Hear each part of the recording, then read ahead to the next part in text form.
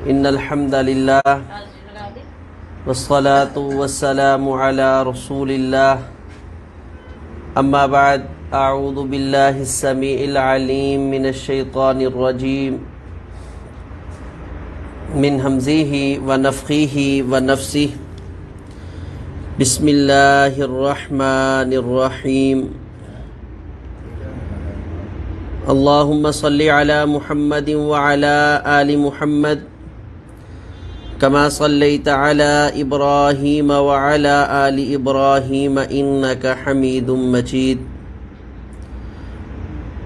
اللهم بارك على محمد وعلى آل محمد كما باركت على إبراهيم وعلى آل إبراهيم إنك حميد مجيد رب يسر ولا تعسر وعليك توكلنا يا ذا الجلال والإكرام اللهم انفعنا بما علمتنا وعلمنا ما ينفعنا وزدنا علما اللهم طهر قلوبنا من النفاق وأعمالنا من الرياء وألسنتنا من الكذب وأعيننا من الخيانة فإنك تعلم خائنة الأعين وما تخفي الصدور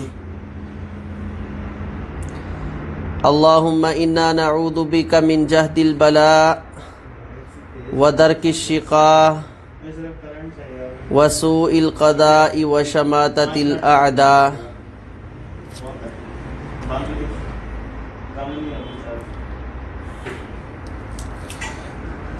اللهم إنا نسألك فعل الخيرات وترك المنكرات وحب المساكين وإذا أردت بعبادك فتنة فاقبضنا غير مفتون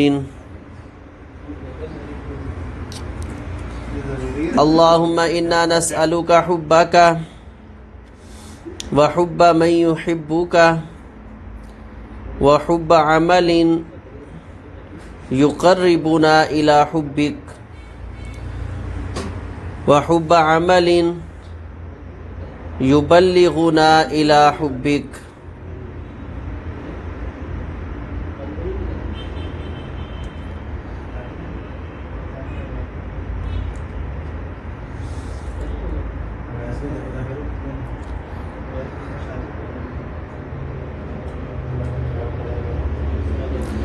ہمارا سبق اسلامی قانون وراثت سے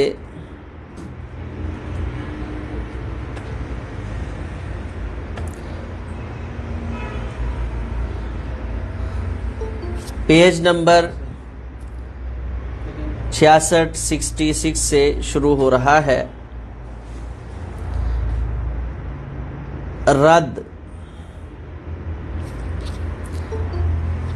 ردا یردو ردن، اس کا لغوی معنی ہوتا ہے لٹانا، واپس کرنا، اور اصطلاحی طور پر اصحاب الفروض کو ان کے حصص دے دینے کے بعد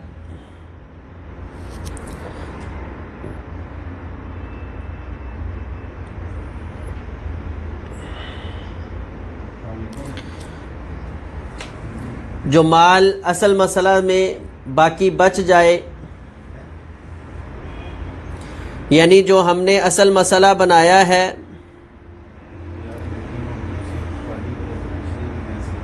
اس کے مقابلہ میں جو اصحاب الفروض کے یا ورثاء کے حصص ہیں وہ کم پڑ گئے ہیں.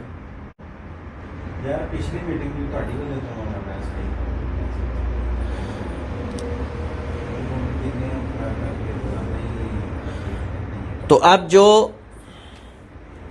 اصل مسئلہ کے حصص بڑے ہوئے ہیں ان کا کیا کرنا ہے؟ تو اصولیین نے مسئلہ رد کے تحت ان مسائل کو حل کیا ہے۔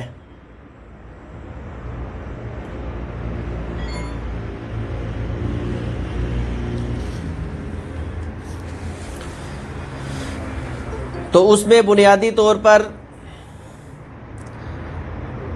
یہ بات ہمیں سمجھ آتی ہے کہ جو چیز، جو ورثاء سارے کا سارا مال سمیٹ لیں، ان پر رد نہیں ہوتا، کیونکہ وہ کل مال کے سارے مال کے وارث بن جاتے ہیں۔ تو عصبات جس ٹیبل کے اندر آ جائیں وہ مسئلہ کبھی ردیہ نہیں ہوتا۔ اسی طرح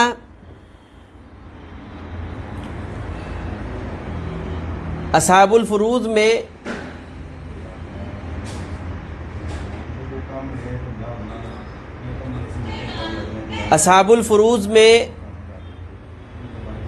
جن کی بعض صورتیں عصبات والی ہیں، یعنی باپ اور دادا،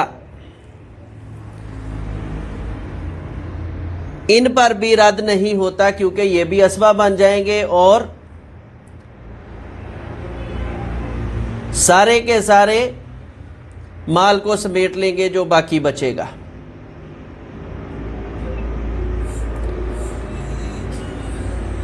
تیسری صورت ہے کہ اصحاب الفروض میں وہ ورثاء جو کسی سبب سے وارث بنتے ہیں، نسب سے نہیں، خونی رشتے سے نہیں، وہ ہے خامد اور بیوی۔ تو خامد اور بیوی ان دونوں پر بھی رد نہیں ہوتا۔ تو صاحب کتاب نے فرائض کی اقسام با اعتبار رد، یعنی وہ اصحاب الفروض جن کے اوپر رد ہوتا ہے اور نہیں ہوتا، اس کی دو قسمیں ہیں۔ نمبر ایک، جن پر رد نہیں کیا جاتا،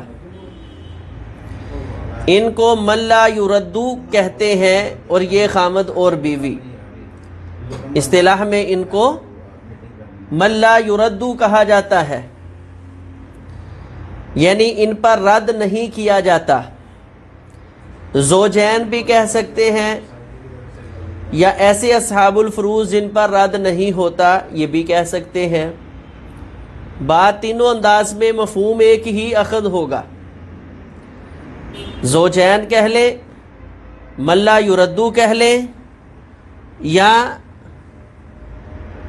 وہ ورثاء جن پر رد نہیں ہوتا، وہ ہیں دو، خامد اور بیوی۔ اور جن پر رد کیا جاتا ہے ان کو کہا جاتا ہے من یردو، یعنی ایسے اصحاب الفروض جن پر رد کیا جاتا ہے۔ تو وہ خامد اور بیوی، باپ اور دادا کے علاوہ باقی اصحاب الفروض جو یعنی 8 بچتے ہیں، وہ من یردو کہلاتے ہیں۔ کہتے ہیں دونوں کو ملانے سے رد کی 4 صورتیں بن جاتی ہیں، جو ہم نے پڑھا ہے کہ رد کے قواعد 4 قواعد ہیں۔ تو ان دونوں کو ملائیں گے تو رد کی 4 صورتیں بن جائیں گی، 4 قواعد بن جائیں گے۔ نمبر 1 کہ ٹیبل کے اندر صرف وہ ورثاء ہوں جن پر رد ہو جاتا ہے، اور وہ بھی صرف ایک جہت اور ایک رشتہ سے ہوں۔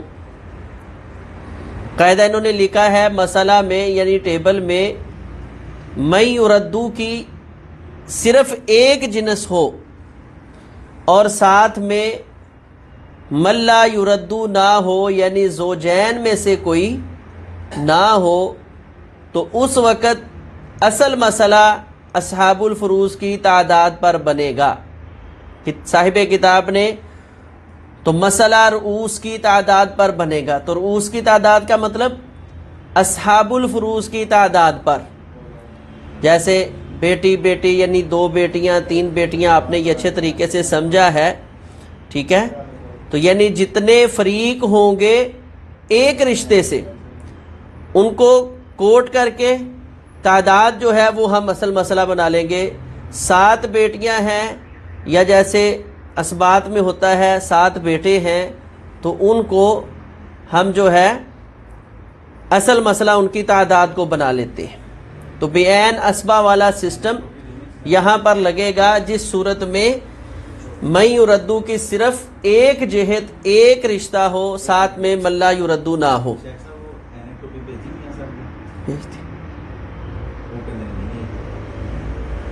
فون کرو بھائی عبد الباسط کے نمبر پر. جی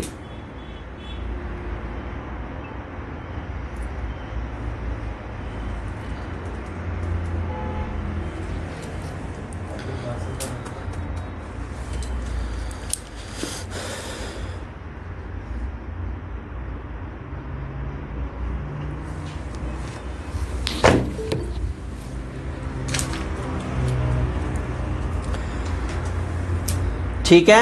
پہلا قاعدہ جیسے اسبات میں آپ کرتے ہیں کہ اصحاب الفروض کی تعداد کو گنا جاتا ہے وہ اصل مسئلہ ہے. تو جب ایک ہی جنس سے اصحاب الفروض آ جائیں تو اس وقت ان کی تعداد جو ہے وہ اصل مسئلہ بن جائے گی 2 شرائط کے تحت. نمبر 1 زوجین من لا یردو میں سے کوئی نہ ہو, اور نمبر 2 ایک ہی جہت ایک ہی رشتے سے ورثاء موجود ہوں. بیٹی ہے تو بیٹی کے رشتے سے 3 4 5 بیٹیاں ہی صرف ہیں, پوتی ہے تو پوتیاں ہی صرف ہیں. ٹھیک ہے. اسی طرح مادری بھائی ہے تو مادری بھائی ہی یا مادری بہنیں ہی ہیں. یہ ایک جہت اور ایک رشتے سے اصحاب الفروض ہوں. نمبر 2 مسئلہ من یردو کی مختلف جنسیں ہوں اور ساتھ میں من لا یردو نہ ہو, یعنی زوجین ٹیبل کے اندر نہیں ہیں لیکن جن کے اوپر رد ہو رہا ہے وہ مختلف جہت اور رشتے سے ورثاء ہے. یعنی کوئی بیٹی چھوڑ کر گیا ہے, بیٹی کے ساتھ پوتی, ماں چھوڑ کر گیا ہوا ہے. تو اس حالت میں جو ان کے حصص صاحب فرض ہونے کے اعتبار سے بنے ہیں تو مال کے ہم نے حصے ان کے اصل مسئلہ جو کہ ٹیبل کے اعتبار سے بنایا جاتا تھا اس اصل مسئلہ سے حصے نہیں کرنے, بلکہ جتنی ان کی تعداد ہے. مثال کے طور پر کوئی بیٹی اور پوتی چھوڑ کر گیا, بیٹی کو نصف اور پوتی کو سدس ملا تو اصل مسئلہ 6 سے بنا. تو بیٹی کو نصف 6 کا 3 اور پوتی کو 4 ملا, 1 ملا, تو 3 اور 1 4. اب اس ٹیبل کے اندر زوجین نہیں ہے, خامد اور بیوی نہیں ہے, من لا یردو نہیں ہے. تو اس صورت میں جو دیگر اس کے ورثاء ہیں وہ ہیں جو ایک جہت سے نہیں, ایک رتبے میں نہیں ہے, بیٹی ہے اور پوتی ہے. تو ان کے حصص جو ہیں وہ اصل مسئلہ بن جائیں گے 3 بیٹی کے 1 پوتی کے. تو اب ہم کل مال کے 6 حصے کرنے کی بجائے کل مال کے ہم 4 حصے کر لیں گے. اس کے بعد قاعدہ نمبر 3 ہے مسئلہ میں من یردو صرف ایک جنس سے ہو اور ساتھ میں من لا یردو بھی ہو تو اس وقت اصل مسئلہ زوجین کے فرضی حصے سے بنے گا. یہ قاعدہ یہاں تک تیسرا اور چوتھا ایک ہی ہیں. ٹھیک ہے. من یردو اور من لا یردو جب مل کر آ جائے تو سب سے پہلے اصل مسئلہ ہم نے کس سے بنانا ہے؟ زوجین کے فرضی حصے سے. خامد کا فرضی حصہ جو ہے وہ نصف اور ربو, یا بیوی کا جو ہے وہ, آواز نہیں آ رہی آپ گوگل میٹ پر, جی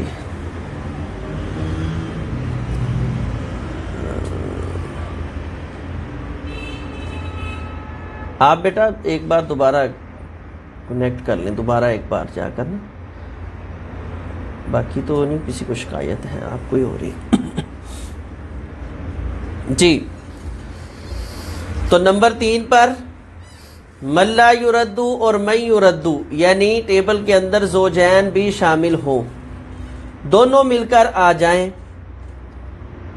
تو اس وقت اصل مسئلہ جو ہے وہ زوجین من لا یردو کے فرضی حصے سے بنے گا، یعنی یا 2 سے یا 4 سے یا 8 سے۔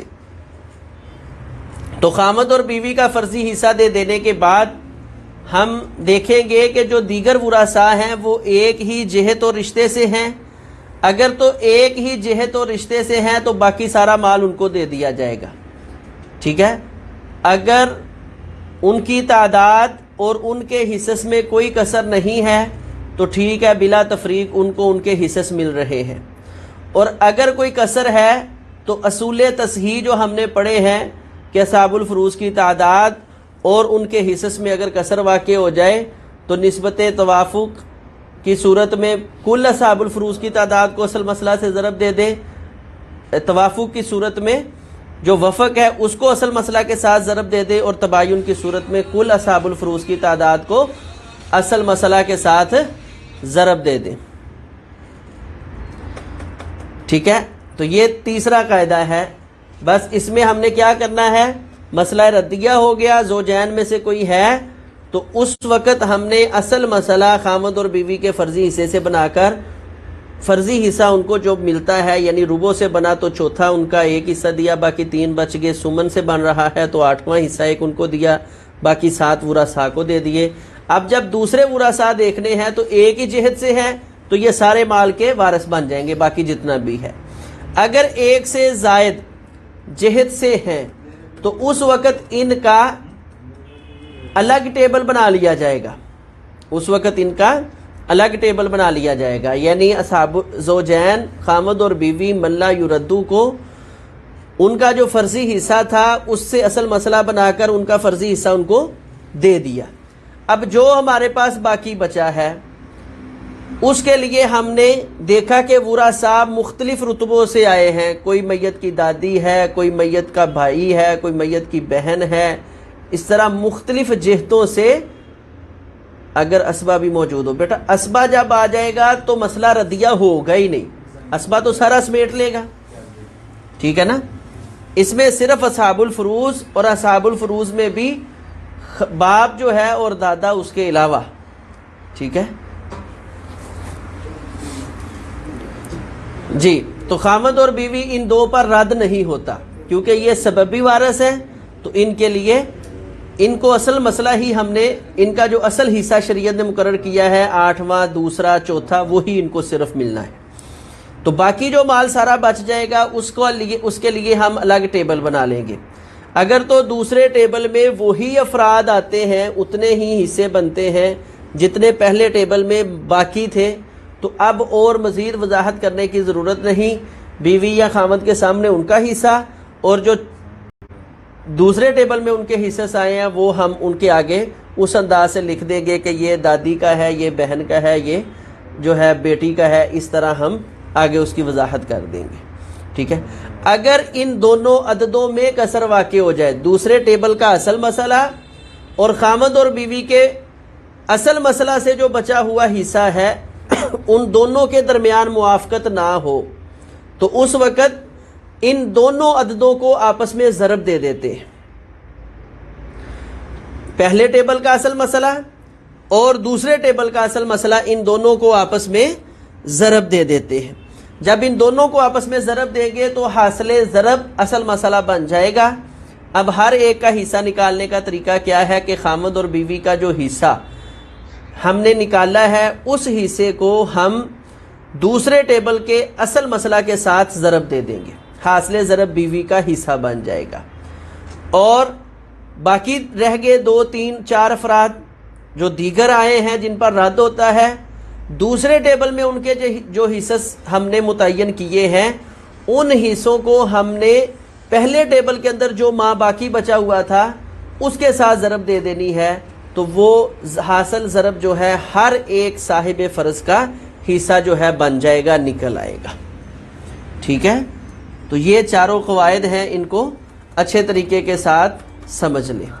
اگر اس کے بعد بھی کسی صاحب فرض اور اس کے حصے میں کسر واقع ہو تو ہم نے جو اصول تصحیح ہیں اس کے تحت ان کو حل کر لینا ہے، یعنی صاحب فرض کی تعداد اور ان کے حصے کی تعداد گنتی جو ہے ان میں دیکھیں گے نسبت تباین ہے، تو کل اصحاب الفرض کو، اصحاب الفروض کی تعداد کو جو ہے وہ ہم اصل مسئلہ کے ساتھ ضرب دے دیں گے، اور پھر اسی عدد کے ساتھ ہر ایک صاحب فرض کے حصے کو ضرب دے کر جو ہے ہر ایک کا حصہ نکل آئے گا، اور اس کے ساتھ کسر بھی ختم ہو جائے گی. ہمیں بلا تفریق بغیر کسی پوائنٹ کے ہر صاحب فرض کا حصہ معلوم ہو جائے گا. جی، اس کے بعد ہے تقسیم ترکہ. پیج نمبر 71 پر تقسیم ترکہ ہے. آپ نے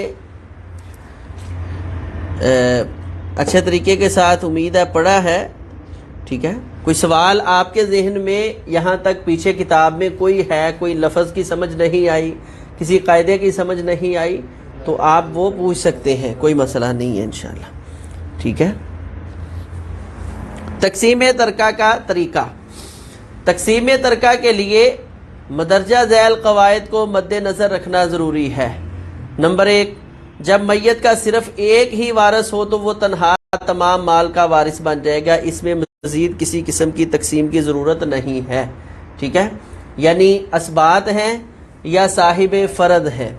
ٹھیک ہے، صرف ایک ہی ہے خامد اور بیوی کے علاوہ، تو سارے کا سارا مال وہ سمیٹ لے گا. نمبر 2، جب ورثاء صرف اسبات نسبی میں سے ہو اور ایک سے زائد ہوں تو ان کی تعداد پر ترکہ تقسیم کیا جائے گا. یعنی مولا العتاقہ کا کیا حصہ ہوگا؟ یہ مولا العتاقہ اسبائے سببی ہے. ٹھیک ہے، آزاد کرنے، غلام کو آزاد کرنے والے کو مولا العتاقہ کہا جاتا ہے، آزادی کا مولا. ٹھیک ہے جی.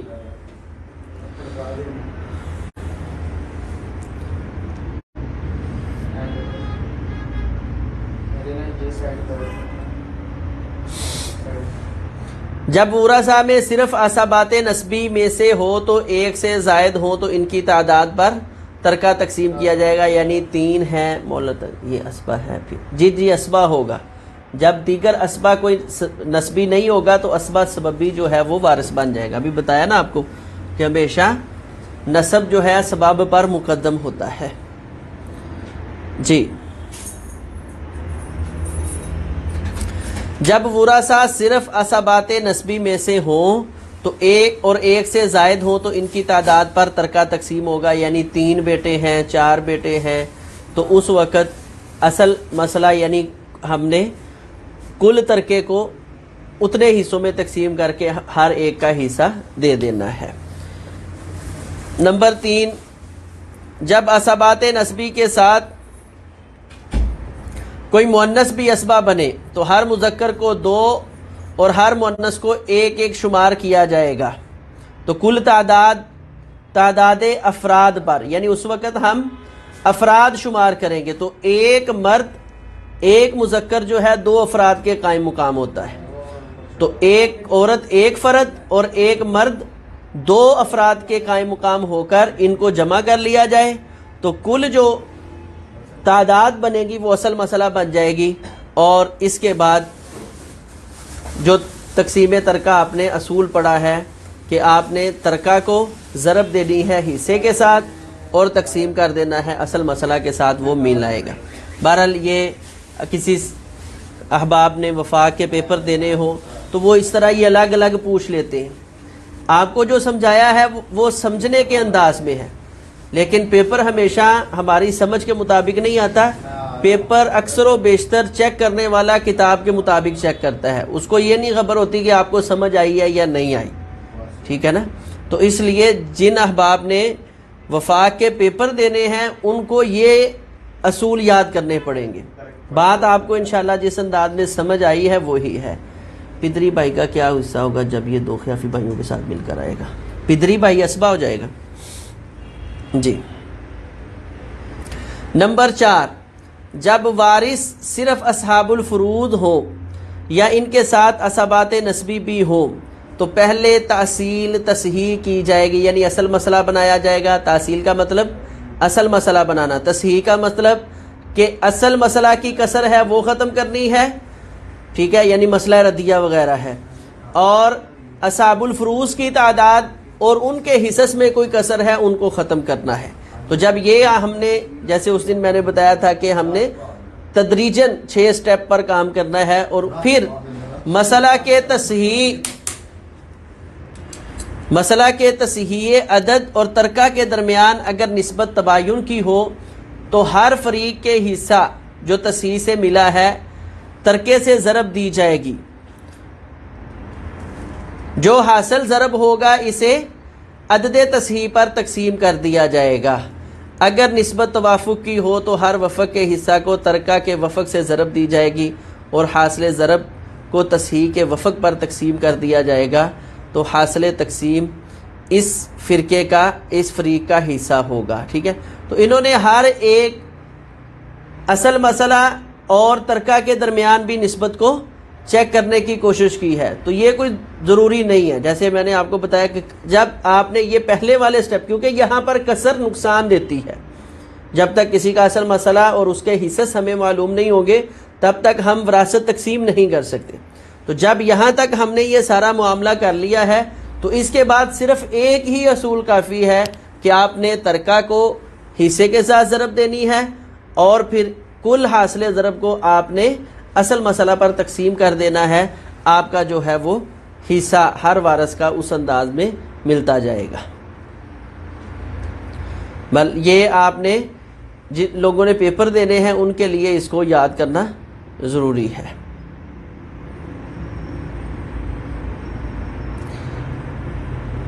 جی، ادھر کیا سوال تھا؟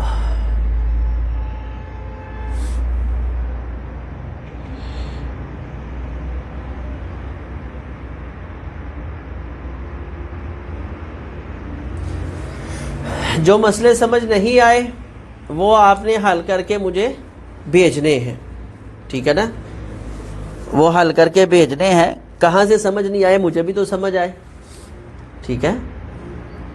پہلے حل کرنے ہیں، یعنی کیا آپ کو حصص دینے آگے ہیں، حصص کے بعد جو ہے دیگر وہ اصل مسئلہ بنانے آ گیا ہے، اصل مسئلہ کے بعد اصل مسئلہ کی پہچان ہو گئی ہے، ٹھیک ہے. یہ چیزیں آپ نے مد نظر رکھنی ہیں، ان کو بھیجنا ہے. جب عورت طلاق رجعی میں ہو تو نفقہ ساقط نہیں ہوتا، لیکن جب خاوند نے اس حالت میں طلاق دی کہ بیوی نافرمان. فرما بردار بیوی کو بھی کوئی طلاق دیتا ہے؟ کیوں جی؟ ہے جی، جب خاوند نے اس حالت میں طلاق دی کہ بیوی نافرمان، تو بیٹا نافرمان بیوی کو ہی طلاق ملتی ہے، فرما بردار کو تو کوئی زیادہ ہی عقل مند دے گا طلاق. ٹھیک ہے، تو طلاق رجعی میں یہ وارث ہوگی، ٹھیک ہے انشاءاللہ.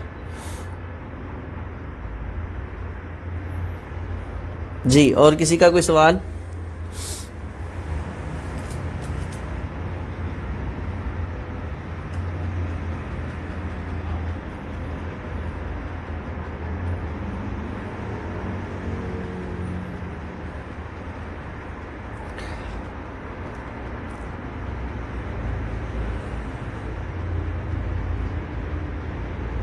جی، شرعی تیسری طلاق کے بعد شرعی جو تیسری طلاق ہے اس میں عورت جو ہے وہ وارث نہیں ہوگی. عدت طلاق رجعی کی عدت میں ہوگی، طلاق بتہ کی عدت میں وارث نہیں ہوگی.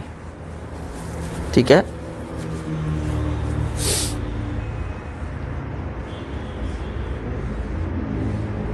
تیسری طلاق جب شرعی دے دی جائے، ہمارے ہاں جو طلاق کیا ہے کہ طلاق دیجیے، ایک ہی طلاق واقع ہوتی ہے، اس کی عدت میں اگر خامد فوت ہو جاتا ہے تو وہ وارث ہوگی۔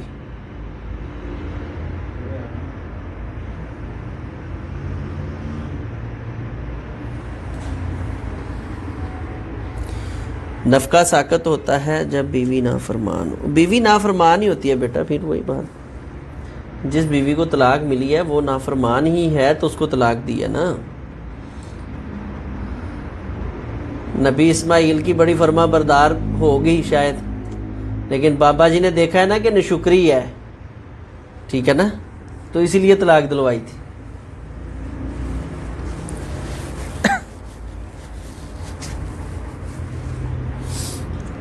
طلاق رجعی میں نفقہ وہ دیتا ہے، ٹھیک ہے نا۔ پہلی اور دوسری شرعی جو طلاق ہے اس میں نفقہ ساقط نہیں ہوتا، جتنی مرضی فرما بردار ہو یا جتنی مرضی نافرمان ہو۔ 3 بار طلاق ایک ٹائم میں دے گیا تو ایک ہی طلاق واقع ہو۔ ایک ٹائم میں دے، 2 ٹائموں میں دے، 3 ٹائموں میں دے، 6 ٹائموں میں دے، 6 مہینوں میں دے، 6 سالوں میں دے، جب تک رجوع نہیں کرتا تب تک دوسری طلاق واقع نہیں ہوتی، ٹھیک ہے۔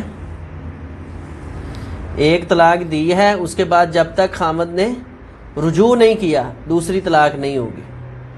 وہ بے شک مہینے بعد بھیجتا رہے، بے شک وہ سال بعد بھیجتا رہے، ٹھیک ہے، وہ ایک ہی طلاق تصور ہوگی۔ دوسری طلاق دینے کے لیے اس کو رجوع کرنا ضروری ہے۔ خامد کی وفات کے بعد والی ہوتی ہے۔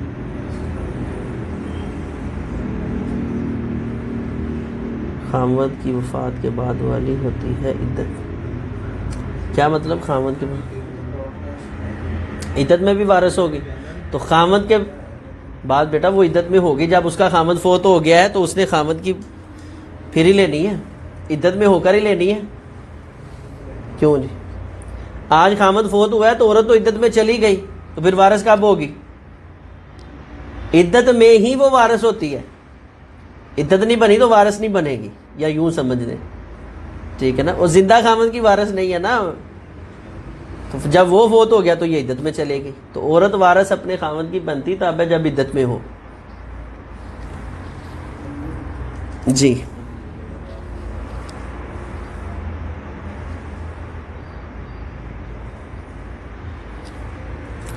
اور کسی کا کوئی سوال؟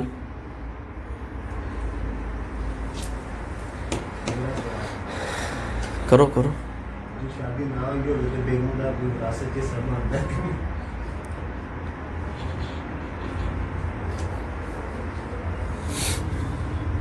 چھوٹا سوال کر رہے ہو۔ یا ایھا الذین آمنوا لا تسألوا عن اشیاء ان تبد لکم تسؤکم۔ اللہ تعالیٰ فرماتے ہیں ایسے سوال نہ کرو، اگر تمہارے لیے جواب آ گئے نا تو بڑا برا لگے گا۔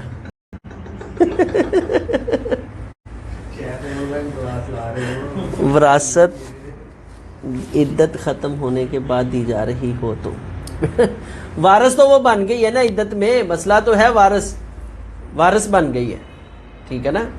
یہاں پر یہ بات بھی سمجھ لیں، ہمارے ہاں اگر کوئی یہ شخص کہہ دیتا ہے یا بیٹا یا بیٹی کہہ دیتے ہیں کہ مطلب فوتگی کے بعد وراثت تو ہے نا اس کو تقسیم کریں، تو لوگ جو ہے نا وہ لو جی اس کو مال کی پڑ گئی ہے، ٹھیک ہے نا۔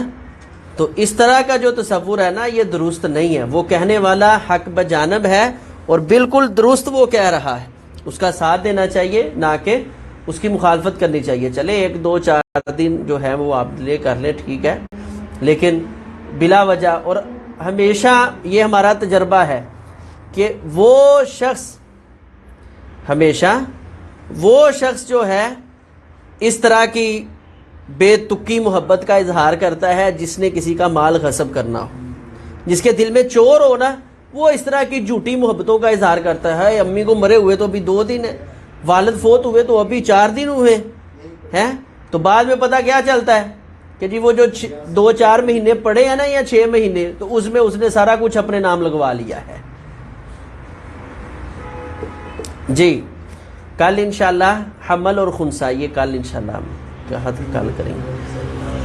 سر آپ نے جو بھی بات کی تو کیا اسلام میں علم حاصل کرنے کے لیے بھی سوال نہیں کرنا چاہیے؟ پلیز نہیں بیٹا، سوال کرنا چاہیے، سوال وہ کرنا چاہیے جو مناسب ہو، ٹھیک ہے؟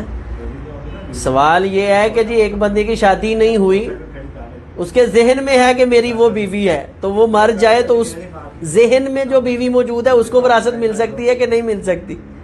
تو اس لیے کائن تبد لکم تسؤکم، جی ٹھیک ہے، الحمدللہ۔ عاطف بھائی آپ سنائیں، ٹھیک ہے؟ صحت طبیعت ٹھیک ہے ماشاءاللہ؟ جی ٹھیک ہے۔ سوال ہمیشہ جو بات ہو رہی اس کے متعلقہ ہونا چاہیے، ہمیشہ حقیقت پر مبنی ہونا چاہیے، اس کا آپ کو فائدہ ہوتا ہے، ٹھیک ہے نا؟ ایسا سوال جس کا آپ کی زندگی میں کوئی کردار نہیں ہے، کوئی فائدہ نہیں ہے، وہ سوال کرنا مناسب نہیں ہے۔ طلاق کے بانہ میں عورت وراثت کی حقدار ہوگی؟ نہیں، جب عدت ختم ہو گئی تو بس ختم ہو گئی، بائنا میں تو بالکل نہیں بنے گی۔ مثال بتا دیں سر۔ مثالیں اس کی بڑی ہیں۔ لوگ پوچھتے ہیں جی آدم علیہ السلام کا نکاح کس نے پڑھایا؟ تو اب پھر آگے سے یہی جواب ملنا جی آپ نے چھوارے کھانے، کیا کرنا ہے آپ نے پوچھ کر؟ اس کا زندگی میں کوئی تعلق ہی نہیں ہے ہمارے کردار میں، اللہ تعالیٰ نے نظام کے تحت بنا دیا، بس ٹھیک ہے۔ اس طرح کے جو سوال ہے، جیسے مولانا ثناء اللہ مرتصری رحمہ اللہ کے بارے میں آتا ہے، کسی نے پوچھا جی بابا جی کا نکاح کس نے پڑھایا؟ تو وہ فرمانے لگے بابا جی کے نکاح کا میں گواہ نہیں ہوں، تو جو گواہ ہے اسے پوچھ لیں، ٹھیک ہے نا؟ تو بلا ضرورت کوئی سوال کرنے کا فائدہ نہیں ہے۔ سوال ہمیشہ وہ ہونا چاہیے جو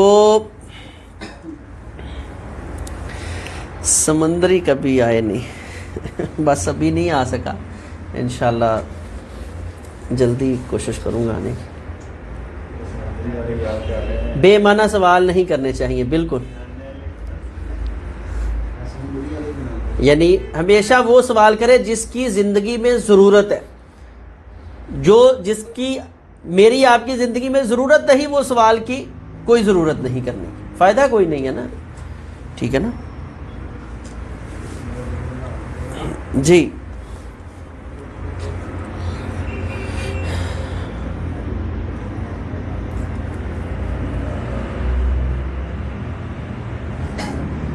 جی کسی کا کوئی سوال؟ کل کی کلاس میں انشاءاللہ ہم حمل اور خنثی سوال، وراثت سے ہٹ کر سوال پوچھ لوں، ہاں کوئی ضرورت کا سوال ہے تو کر لیں، کوئی مسئلہ نہیں۔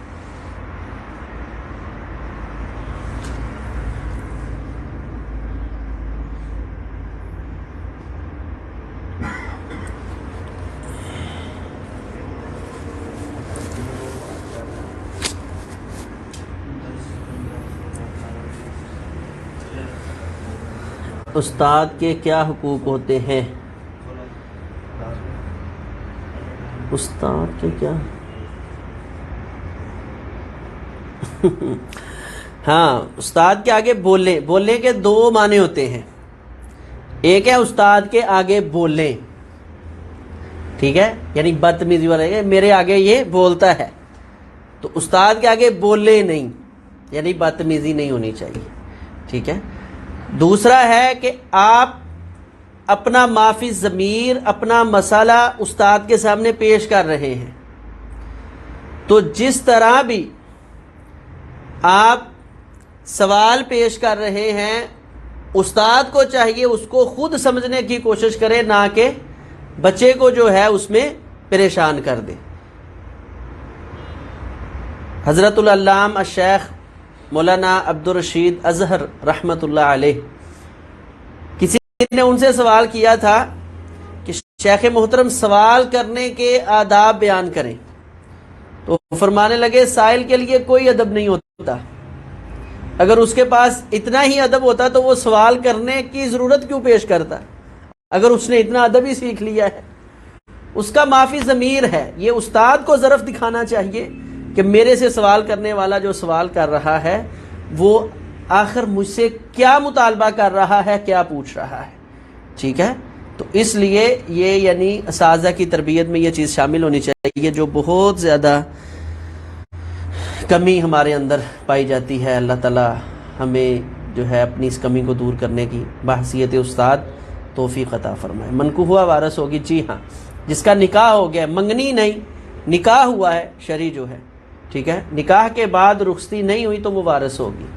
کسی لڑکی کا نکاح ہوا ہے مگر رخصتی نہیں ہوئی، شوہر کا انتقال ہو گیا، کیا تب بھی حصہ ملے گا اور کتنا؟ ہاں، اگر خامد کی اولاد نہیں ہے تو اس کو ربع ملے گا۔ اگر خامد کی اولاد ہے، یعنی اس نے پہلے ہی شادی کی ہوئی ہے، دوسری کے ساتھ ابھی منگنی نکاح کیا ہوا تھا، ٹھیک ہے، تو رخصتی نہیں ہو سکی، وہ فوت ہو گیا ہے۔ درس نظامی کا کورس کتنے سال کا کرواتے ہیں؟ 6 سال میں انشاءاللہ کروائیں گے جی، آن لائن انشاءاللہ۔ یہ رجب میں انشاءاللہ داخلے شروع کریں گے ہم درس نظامی کے، میل فیمیل دونوں کے لیے، اللہ کے فضل و کرم سے انشاءاللہ، ٹھیک ہے۔ اور کوشش کریں گے رجب کے آخر پہ یعنی داخلے ہوں گے، اور شعبان میں ہی جو ہے کلاسز ان کو شروع کر دیا جائے گا، شعبان کے آخر پہ انشاءاللہ۔ رمضان میں کلاسز ہوں گی انشاءاللہ۔ نہیں کوئی نہیں یہ بکھرا چلے گا، چھٹی لے کے انہوں نے کی کرنا، روزے ہی رکھنے نے، کیوں؟ فری یا فیس کے ساتھ؟ فری انشاءاللہ، فیس کے ساتھ انشاءاللہ فری ہوگا سر۔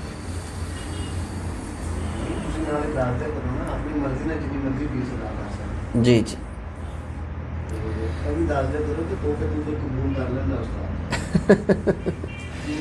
اوے مشورے نہیں دیتے اتنے زیادہ، مناسب نہیں ہوتا، ٹھیک ہے جی۔ جس کو اللہ تعالیٰ نے جتنی وسعت دی ہے نا دین کے کاموں میں، اس کو اپنا اتنا کردار پیش کرنا چاہیے، ٹھیک ہے نا۔ اگر اللہ نے کسی کو علم دیا ہے وہ علم صرف کرے، کسی کو دولت دی ہے وہ دولت صرف کرے، ٹھیک ہے، کسی کو اللہ تعالیٰ نے وقت دیا ہے وہ وقت صرف کرے، کسی کو اللہ نے اولاد دی ہے وہ اولاد کو صرف کرے۔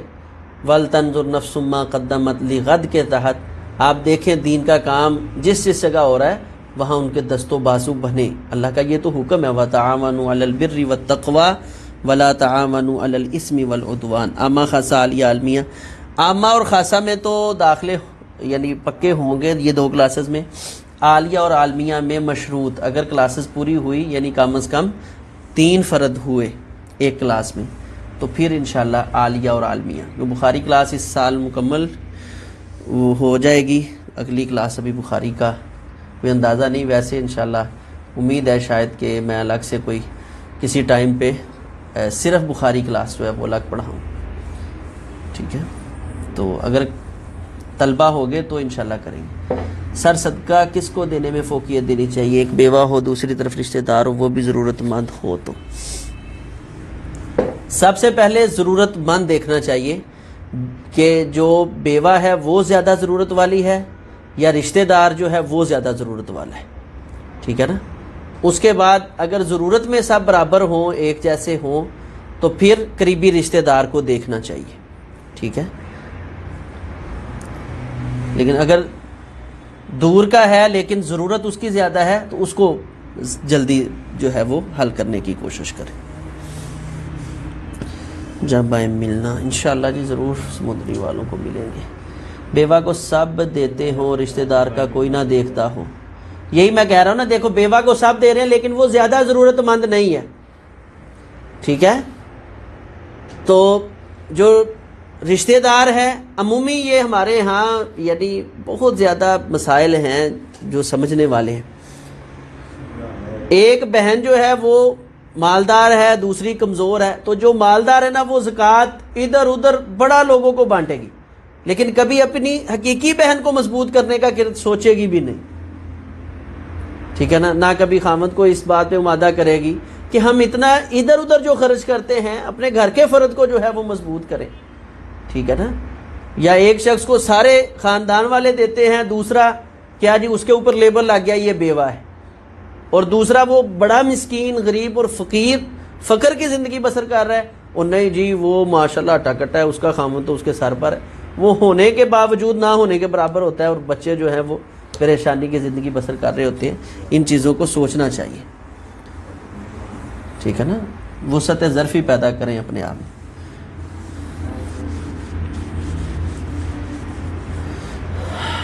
فقہ بھی پڑھاتے ہیں ہمارے علم کے لیے؟ جی جی انشاءاللہ، جو نصاب میں کتابیں ہیں وہ انشاءاللہ ساری مکمل، جیسے ادارے میں بیٹھ کر آپ کورس مکمل کرتے ہیں اسی طرح مکمل کورس انشاءاللہ کروایا جائے۔ جی جی، جو ڈگری ہے وہ ایم اے عربی، ایم اے اسلامیات کے برابر ہوگی، بورڈ کی ہوگی نا انشاءاللہ۔ بورڈ وہ یعنی جی جی عالمیہ کی، یعنی جو ڈگری ہے اس پہ ایم اے عربی اور ایم اے اسلامی انشاءاللہ تو بڑے ہوں گے۔ جی بیٹا، اور کسی کا کوئی سوال؟ کسی نے برا خواب دیکھا وہ صبح صدقہ کر دے تو وہ والا صدقہ والدین کو دے سکتے ہیں؟ اور والدین کو صدقہ کیوں کھلانا ہے؟ ٹھیک ہے، والدین کو عمدہ چیزیں کھلائیں، سب سے زیادہ حسن صحبت کے حقدار وہ والدین ہیں، والدین کو جو ہے وہ عمدہ مال کھلائیں۔ باقی نبی علیہ الصلوۃ والسلام نے فرمایا کہ جو انسان اپنے اہل و عیال پر خرچ کرتا ہے، ماں باپ پر، بہن بھائیوں پر، ثواب اس کو صدقے کا ہی ملتا ہے، ٹھیک ہے نا۔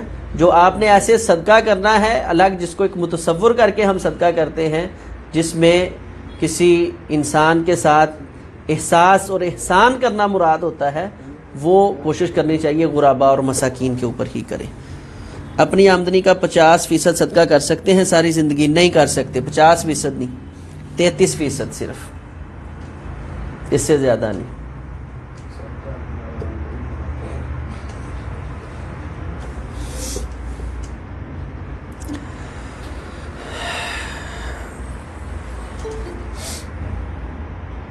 جی کسی اور کا کوئی سوال ہے؟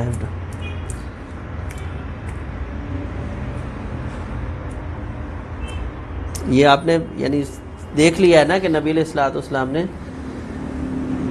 عربی کی گرامر بھی پڑھاتے ہیں۔ جی انشاءاللہ عربی کی گرامر ہوگی فجر کی نماز کے فوراً بعد انشاءاللہ، لیکن ابھی نہیں،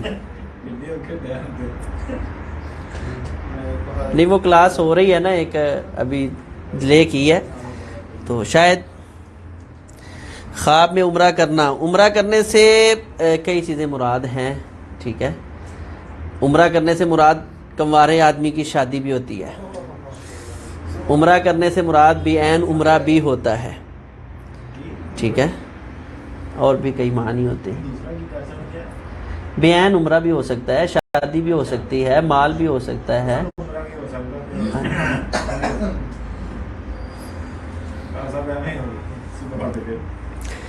جی میں ہی دے رہا ہوں، میرے کو موبائل ہے۔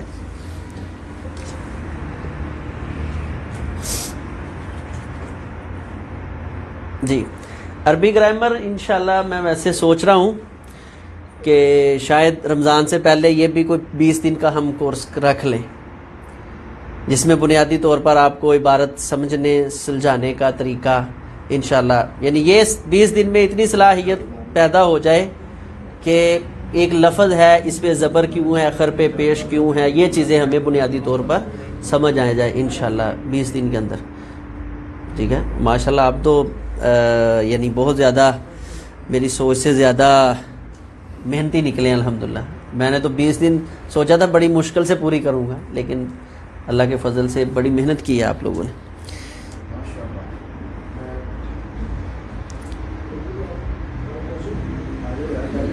نہیں،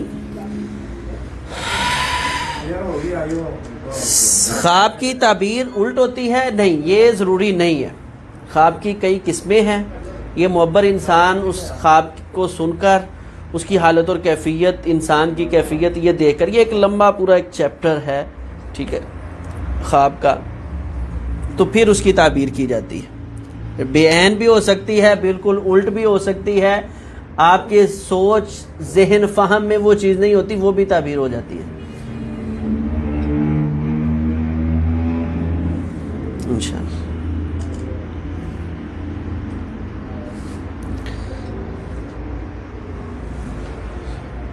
دکان کا ایڈوانس لینا کیسا ہے؟ بچنا ہی چاہیے اس سے، بہتر یہی ہے۔ سری اس کو حرام بھی نہیں کہہ دینا چاہیے۔ ایڈوانس سے مراد کرایہ ہی ہے میرا خیال، آپ جو پوچھ رہے ہیں، ٹھیک ہے؟ تو وہ کرایہ بطور سیکورٹی لیا جاتا ہے، ٹھیک ہے؟ اور عمومی یہ چیز دیکھنے کو ملتی ہے کہ جب دکان چھوڑ کر دکان جو کرایہ دار ہے وہ جاتا ہے تو اس کا کوئی نقصان یا کوئی معاملات ہیں وہ پورے نہیں کرتا، تو اس سے ایک سببی عمل کے تحت یہ ایک عمل جو ہے وہ رائج کیا ہے۔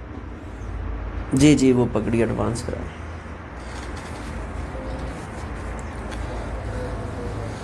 عورت خلا لے لیتی ہے ہسبینڈ کی مرضی کے شامل نہ ہوتے ہوئے، تو کیا یہ طریقہ درست ہے؟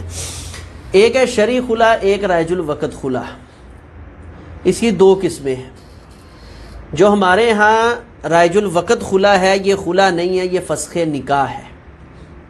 خلا کیا ہوتا ہے کہ مرد نے صرف ایک ہی طلاق دینی ہے اور عورت اس پر حرام ہو جانی ہے، لیکن یہ طلاق عورت کے مطالبے پر خامد نے دینی ہے، لیکن اس کے ساتھ مرد کا بھی کوئی مطالبہ ضرور ہوتا ہے۔